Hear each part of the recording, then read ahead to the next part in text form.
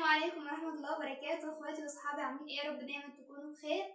طبعا انا النهارده جايه لكم بوصفه مختلفه وحاجه اول مره في حياتي اعملها، فيا رب تظبط معانا.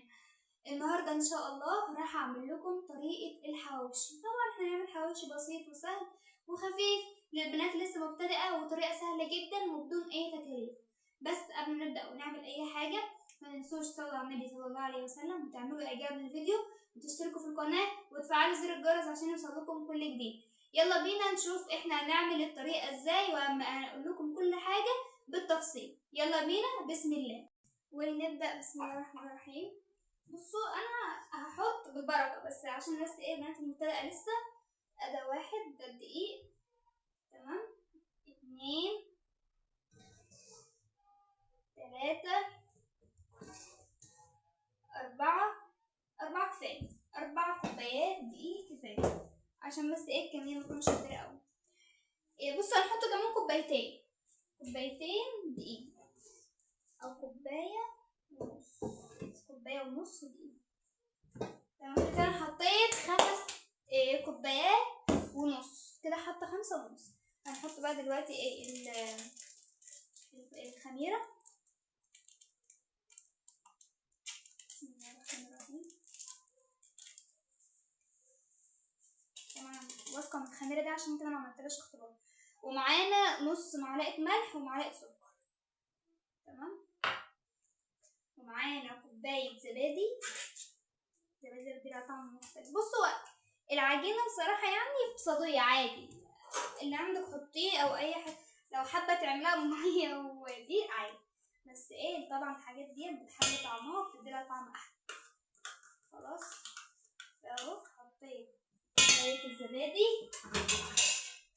هنحط بقى دلوقتي الميه، هتكون معانا ميه دافيه تمام. يلا بينا، بسم الله الرحمن الرحيم. اهوت نقلب بقى كده لحد بس ايه ما المكونات تختلط مع بعضها. بسم الله ما شاء الله، بسم الله. هنقعد بقى نزود ميه لحد ما تبقى عجينه كويسه وعجينه ناجحه وتتماسك معانا وتبقى عجينه طريه كده. فانا هعجنها وهرجع لكم. خلاص كده انا عجنتها اهو، تمام كده بقت تمام. فدلوقتي هنسيبها تخمر لحد بقى ايه ما نشوف الحشو بتاعها، تمام. يلا بينا. طبعا دلوقتي معانا الحشو اهوت. انا حطيت يعني حوالي كده نص كيلو لحمه، عليه طماطمايه شايله قلبها، وحط عليه حوالي بصلتين او 3 متوسطين، وحاطه قرنين فلفله عادي ولو عندك الوان برضو حطي، وحاطه نص حراق، وحاطه كمان توابل الحواوشي. فدلوقتي انا هحط الملح بتاعها، تمام. انا ما كنتش حطيت الملح، تمام كده بس كده. هنعجنها عشان تبقى ايه تمام كده. وحاطه كمان توم حوالي 3 أو 4 فصوص توم كده. وفي العجين نسيت اقول لكم انا حطيت يعني حوالي ربع كوبايه زيت وانا بعجن كده، يعني ايه عشان تبقى العجينه ماشيه في ايدي تمام. كده تمام معانا. فنستنى بقى لحد ما قلت لكم، زي ما قلت لكم، على ما العجينه تخمر عشان نحشيها بالحشوه دي ونولع عليها بقى ونسويها. طبعا يا جماعه زي ما شفتم معانا العجينه هي خمرت، تمام. فاحنا بقى ايه نحشيها دلوقتي، نقسمها بقى عشان نحشي الحواوشي. هناخد بقى على قد اللي انا اعمله اهو. بسم الله.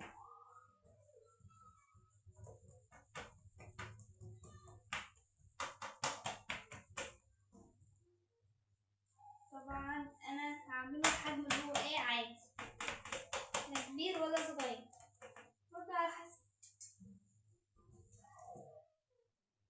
شوية زيت عشان بس العجينة ايه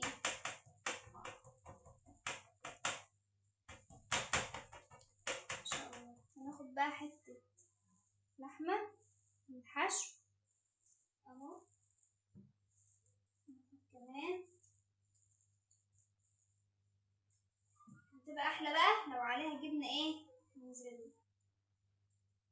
بس للأسف ما عنديش.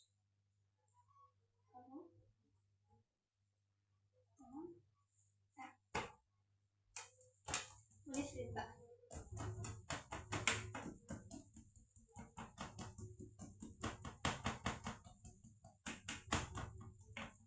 الله الله اهو. وهكذا في الباقي، فانا هكمل بقية الكمية وارجع لكم. طبعا يا جماعة انا خلصت الكمية، وهنولع بقى دلوقتي على الزيت عشان نسوي اهو. تمام.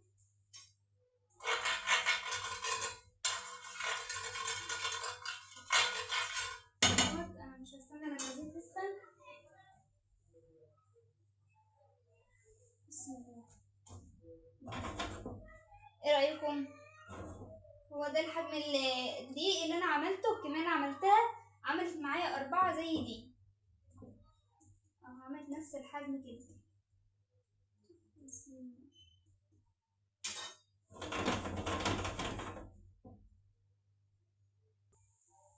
طبعا هي اتحمرت معانا شوية. بسم الله الرحمن الرحيم. الله، شوفوا يا جماعة شكلها تحفة.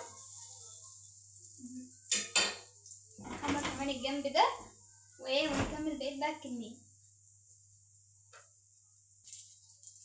طبعا هي اتعملت اهي، حمر اهي. ايوه بسم الله. اطلعي بقى قلبي. شوفوا يا جماعة والله العظيم شكله تحفة فنية. انا بس حبيت اعملها كده بس اجربها قدام. يلا بقى نطلعها. بسم الله. الله الله، شوفوا ان شاء الله عليا، تسلم ايديا.